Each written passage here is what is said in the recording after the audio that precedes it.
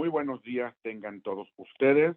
Es un honor y un placer para mí estar aquí con ustedes en este Congreso de Obesidad de ILSO. Agradezco sumamente al doctor Víctor Hugo Córdoba Pluma por la gentil invitación. Hablaremos a continuación de obesidad y síndrome metabólico en pediatría. No tengo conflicto de intereses que declarar para esta presentación. Este es el índice de la presentación. Trataremos de abordar en los siguientes 30 minutos la epidemiología de la obesidad en pediatría, los factores que se relacionan con el desarrollo de síndrome de intolerancia a la glucosa, las comorbilidades de la obesidad y concluiremos con el tratamiento farmacológico y quirúrgico de la misma. La obesidad se va a definir en los pacientes pediátricos en relación con el índice de masa corporal y la percentila. Cuando el paciente tiene 1.2 veces arriba de la percentila 95, se define como obesidad extrema. Y el paciente obeso va a tener un índice de masa corporal con percentila de más del 95% y el sobrepeso, índice de masa corporal con una percentila del más del 85%. Yo estoy un poco en desacuerdo con la terminología en pediatría, porque los pediatras tienden a tapar el sol con un dedo y no llamarle obesidad. Le llaman sobrepeso, no hay una discusión fehaciente y objetiva con los padres y tienden a no reconocer no solamente la obesidad, pero las comorbilidades de la obesidad. Es por eso que es muy importante, no es ponerle un adjetivo al paciente, es simplemente reconocer que esta es una enfermedad que va a tener consecuencias devastadoras a largo plazo. Y aquí tenemos las curvas de crecimiento, las cuales deben de estar estandarizadas y obviamente tener cuidado de que la población está tendiendo a la obesidad y no por ello las curvas deban de cambiar.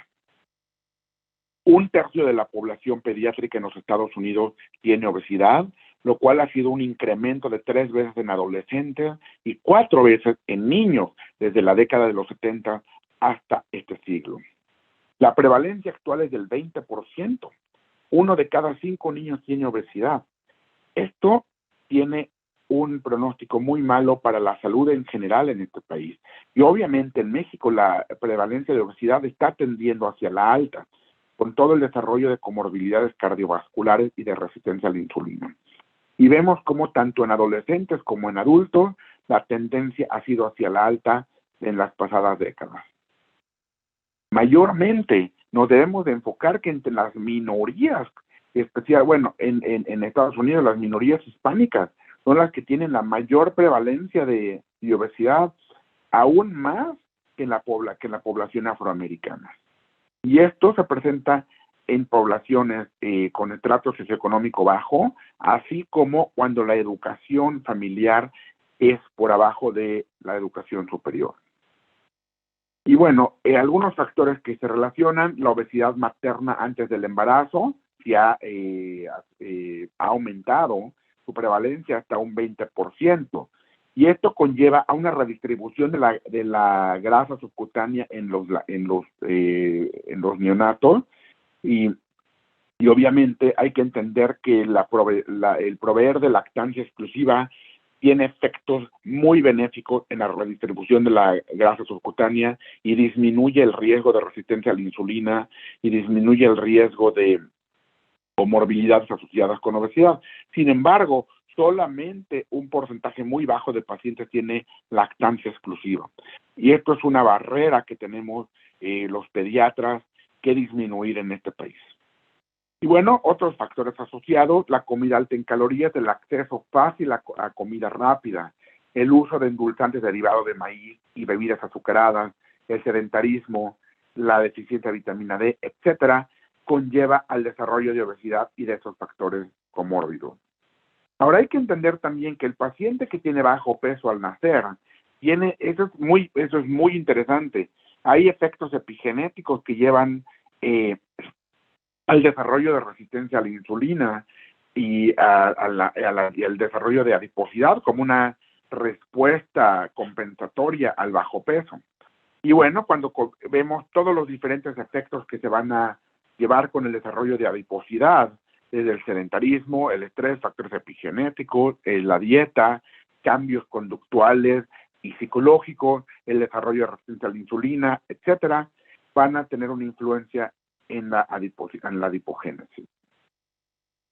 Al respecto del uso de edulcorantes no calóricos, cuando hablamos de estrategias para combatir la obesidad, en general no tiene una contribución importante en la pérdida ponderal y de hecho están relacionados con el incremento de peso y con el desarrollo de enfermedad coronaria. Ahora, la prediabetes, bueno, hemos visto que la prevalencia de obesidad en adolescentes es del 20%. Se correlaciona con una prevalencia de prediabetes del 18% de los pacientes. 18% de los adolescentes en general. Básicamente, todos los pacientes con obesidad tienden a prediabetes, con un incremento en la mortalidad cardiovascular de casi el 40%. Y bueno, cuando vemos este estudio reciente publicado este año en la revista de Medicina de Nueva Inglaterra, vemos que cuando hay mayores factores relacionados con resistencia a la insulina, hipertrigliceridemia, hipertensión, obesidad, etcétera, entre más factores se juntan, hay un mayor riesgo de desarrollo de enfermedad cardiovascular acelerada en la década de los 40 a los 50 en la edad adulta. Y una vez más, este es un reporte publicado en la revista de Medicina Hospitalaria Pediátrica de la Academia Americana de Pediatría, en la cual muestra que los hospitalistas pediátricos tienden a no reconocer la obesidad. Yo les he comentado, los pediatras tienden a tapar el sol con un dedo, no le quieren llamar obesidad, es sobrepeso, se basan en percentilas y no reconocen la obesidad y no reconocen las comorbilidades. Y este es un problema que tenemos. Yo como hospitalista no solamente tengo que atender el problema agudo del paciente, sino reconocer las comorbilidades para poder implementar estrategias de manejo longitudinal. Disculpen. Algunas iniciativas gubernamentales que se implementaron hace 10 años tenían el objetivo de reducir la tasa de obesidad del 17% en el 2010, que ahora es del 20% al 5%. Lo veo poco objetivo en estos momentos. O sea, no quiere decir que no esté de acuerdo. Lo veo que no se está cumpliendo esto. Yo veo cada vez más niños con obesidad, cada vez más adolescentes con comorbilidades que no solamente no son reconocidas, sino que no se implementa una estrategia agresiva para combatir los mismos. Este es el estadio de los Guardianes de Cleveland. Esta es la pirámide del Salón de la Fama del Rock and Roll. Bueno, hablando ahora del síndrome metabólico, hay criterios muy bien establecidos que están ya publicados y en base a los diferentes grupos etarios, hay criterios de las percentilas de peso corporal, los valores de triglicéridos y de HDL, así como los valores de hipertensión y de glucosa en ayuno.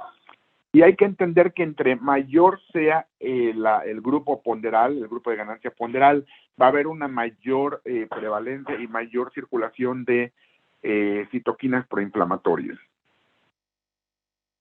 Asimismo, a mayor ganancia ponderal va a haber cambio en las adipoquinas, con un incremento en leptina y resistina que aumentan la resistencia a la insulina y aumentan la inflamación oxidativa. Una disminución en los niveles de adiponectina.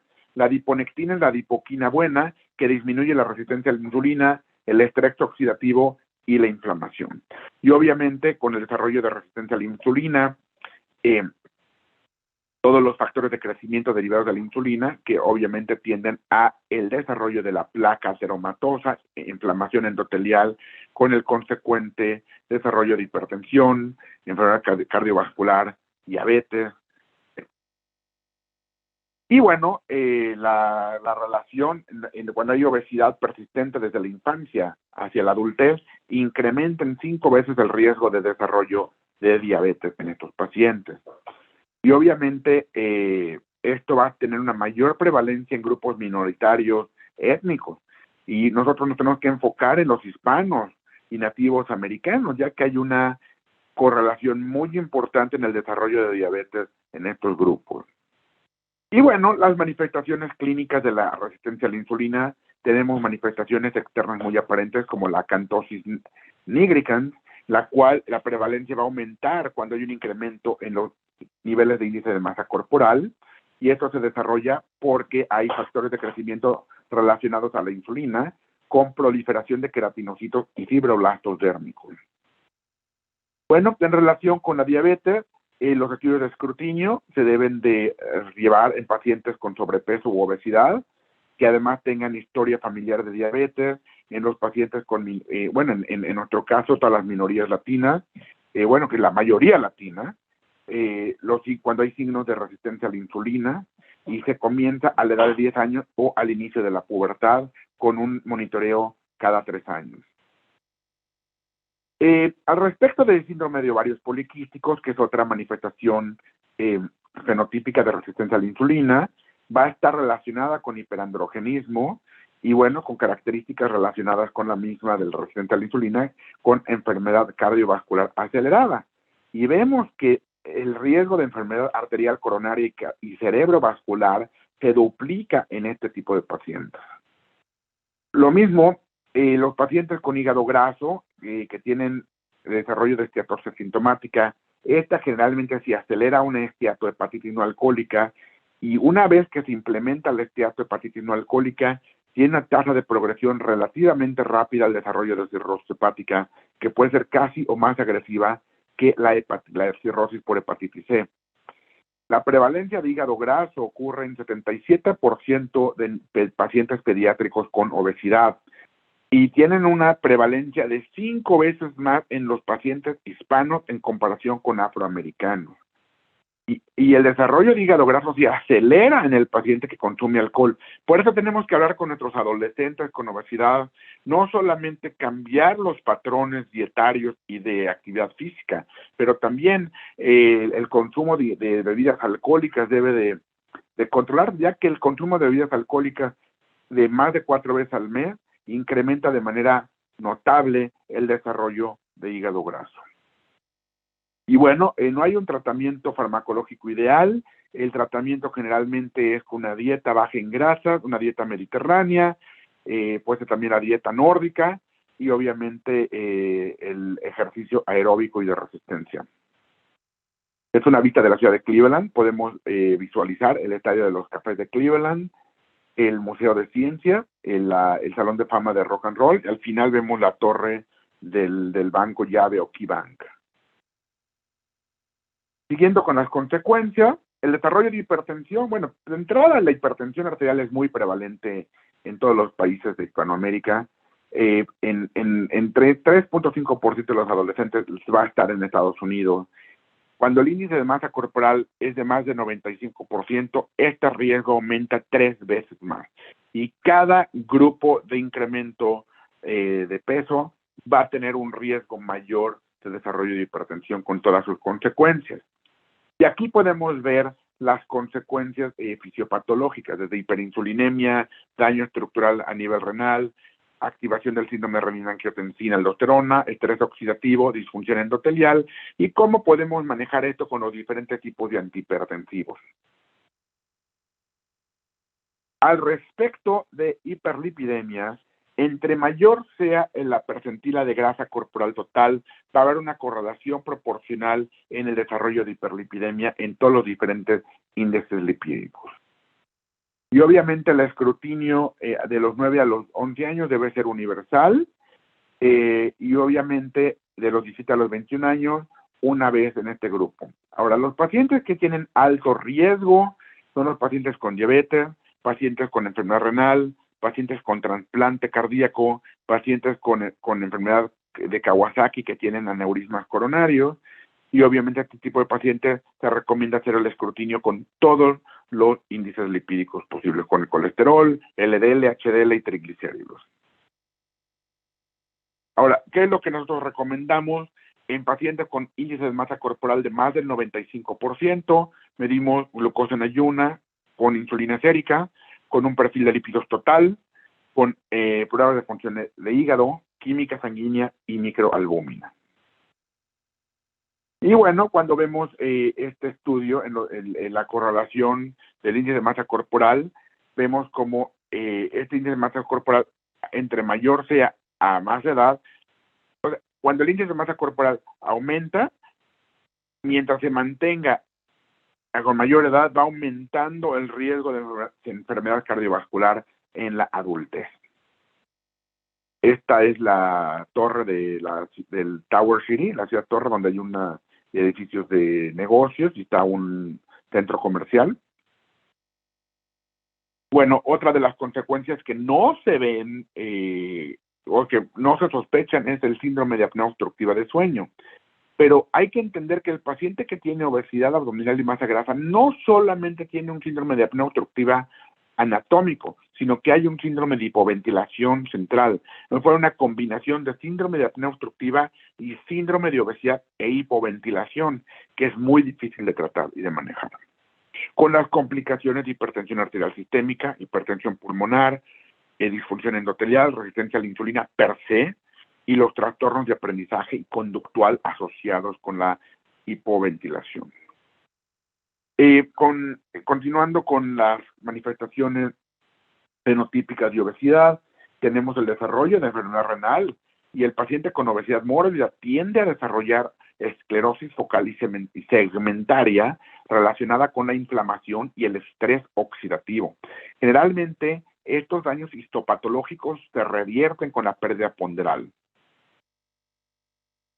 Y complicaciones que están también asociadas con hipertensión.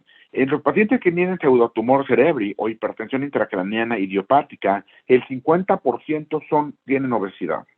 Y obviamente esto puede tener consecuencias en la pérdida de la visión de los pacientes.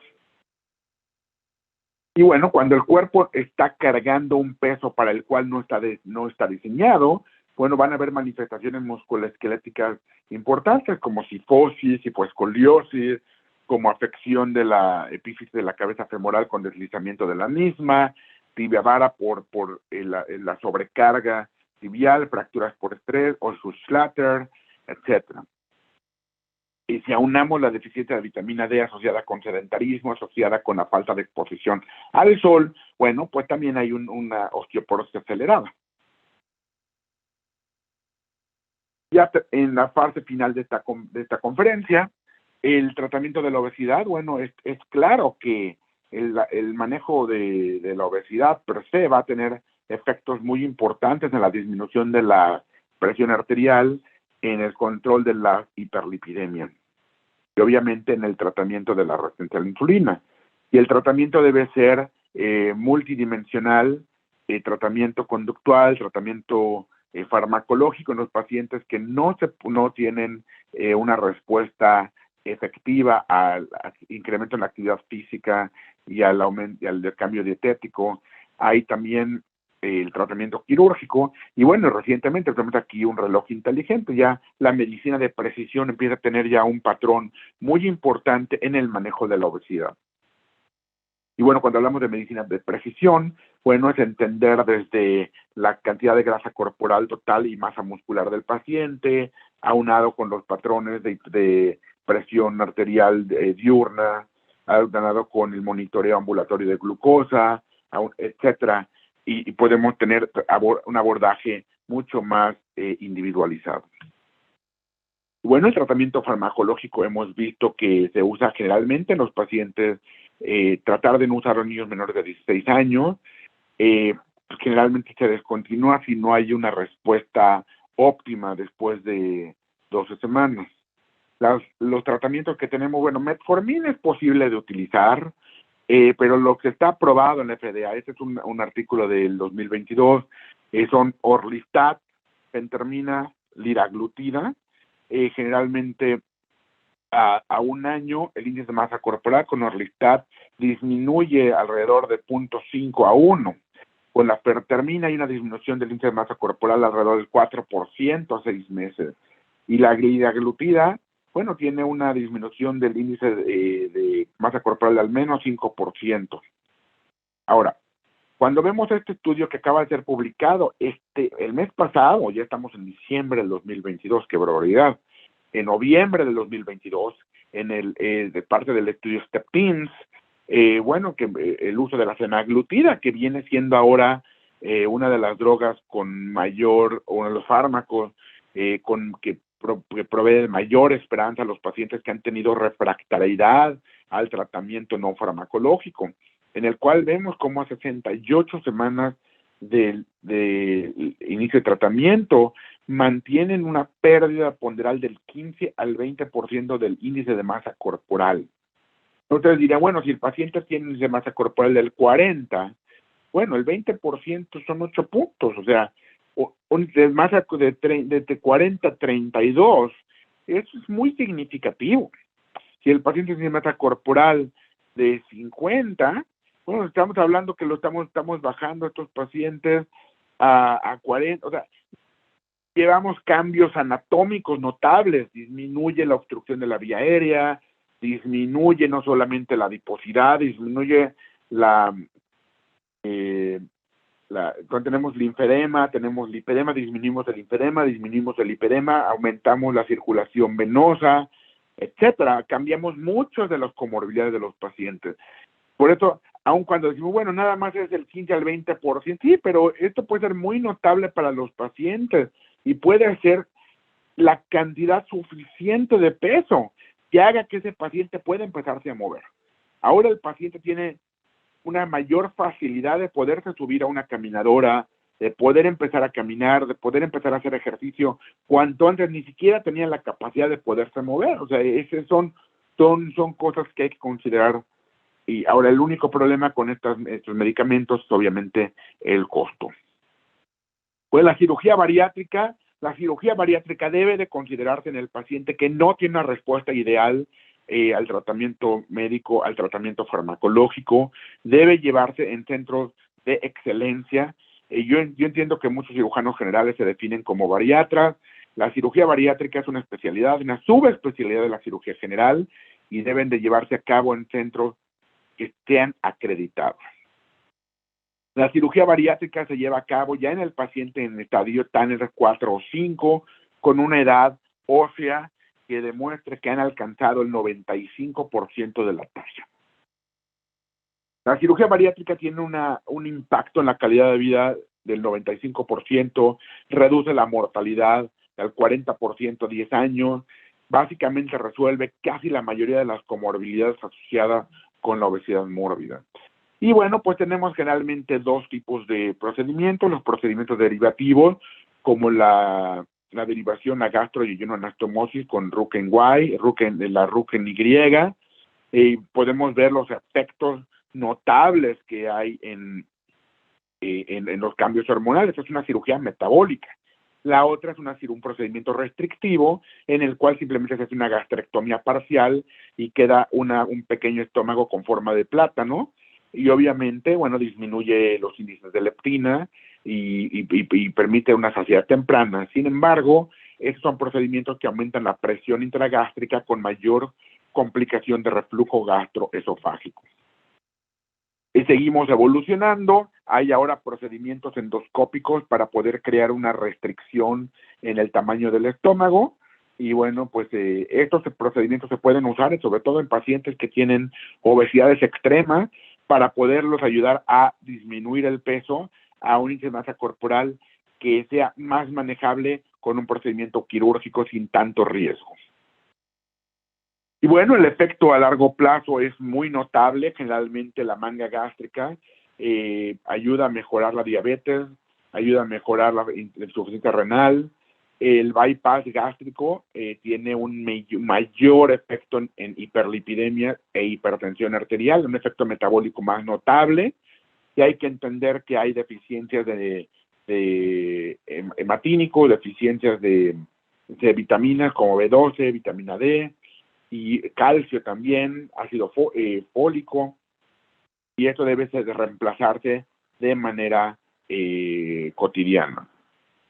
Obviamente la cirugía bariátrica no es una cosa que se decida de un día para otro, el manejo debe ser multidisciplinario con enfermera bariatra, con un nutriólogo clínico. Estoy hablando con género masculino sin ninguna división de género, por favor.